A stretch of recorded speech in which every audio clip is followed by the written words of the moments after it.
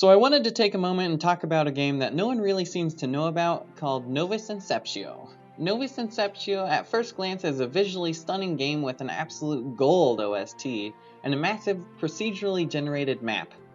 This game has aspects of survival, battle, building, crafting, and exploration, and a sense of freedom that you don't really find in games nowadays.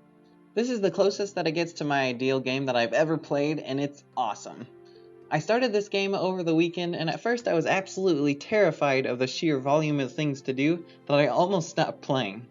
But after about an hour of frantically messing around thinking I was gonna die the whole time, I managed to get a decent grasp of the game's basic mechanics. Since this is just an intro and I do plan on making more videos just to challenge myself, I'm not going to dive in too deep on each of the mechanics, but I will breeze over them.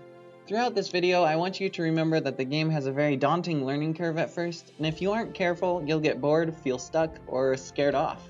But please don't.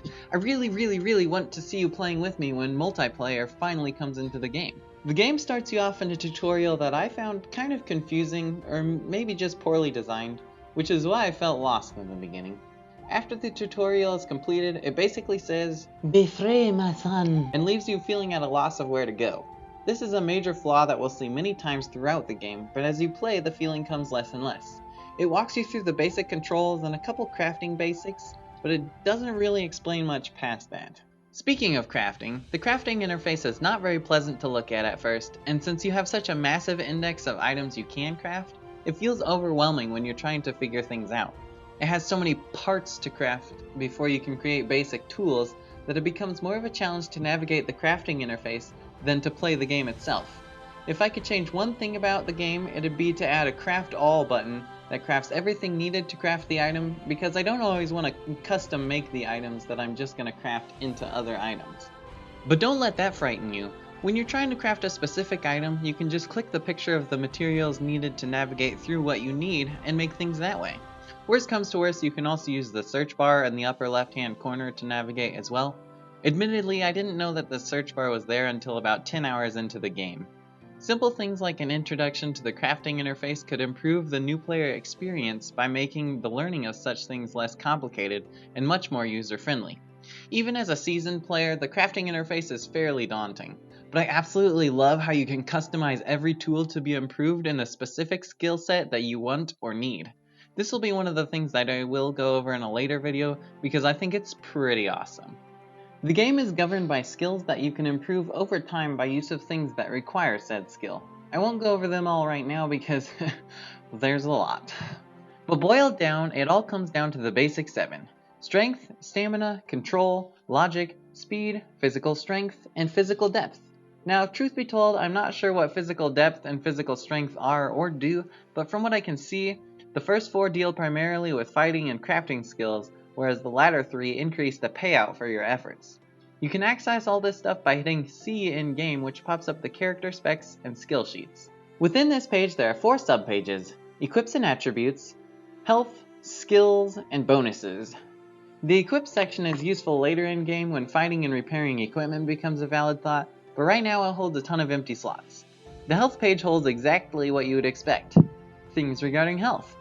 The next page is the Skills section, which can't really become useful to you until you gen up. Gen up refers to the mechanic in-game that adds an age factor and a progressive powering up as you go through living from one generation to the next. It's honestly a really cool aspect that adds depth into the game, but for the sake of time I'm going to skip over it. There are some really useful skills in there, and as far as I can tell, you only get 4 skill points per generation, so use them wisely. The final page holds bonuses. These are incredibly useful, and as you play, you'll get more points that you can use to improve the speed and tier of things that you do. I didn't know how to use this section for the first several days, and the fact that you can use these points immediately after acquiring them wasn't something I'd considered until after I'd moved into the next generation. But you can use them immediately. So don't let them pile up, but use them as soon as they come in to increase your leveling and boost your overall experience and enjoyment. As you go throughout your adventures, you'll encounter many things you may want to come back to later. You can open the world map by hitting M and viewing things from there. Truth be told, I sat near the starting temple for a long time, and felt almost stuck thinking that was all there was to the game. But eventually I realized the map was much bigger. As you explore, you can add custom markers to the map so that you can come back to it later. There are quests, ruins, and just plain beautiful scenery for you to see, so don't miss out on it. Eventually though, you'll want to settle down and build a massive house to bring all of your overpowered loot to, but that can wait for a later video. One thing that I really like about this game is the addition of anomalies. Anomalies are basically a separate map that you teleport to by stepping into these strange glowing boxes to gather resources, explore, and level up. From what I've seen, there are 3 basic anomalies, each presenting unique scenarios and resources. But I'll get into these individually in a later video, as this one has become way longer than I intended. But they are really cool to check out, and if you keep your distance from the monsters within, you'll be perfectly okay. So explore away. And if you do manage to aggro a monster within, don't be too afraid, just hop on your nearest friendly rock and beat it to death. For some reason, rocks are absolute gods in here.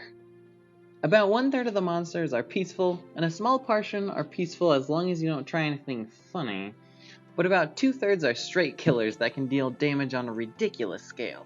So whatever you do, be safe. And that's all I have for the intro video. I had a lot of fun making the script in this video and editing it all together, but it was rather time consuming. I think in the next video I may go over the basics of crafting, or maybe monsters, or anomalies, or progression, or something, but I'm not entirely sure. This game is so expansive that it's hard to tell where to start. And if you aren't careful, you'll get really bored and kind of just quit.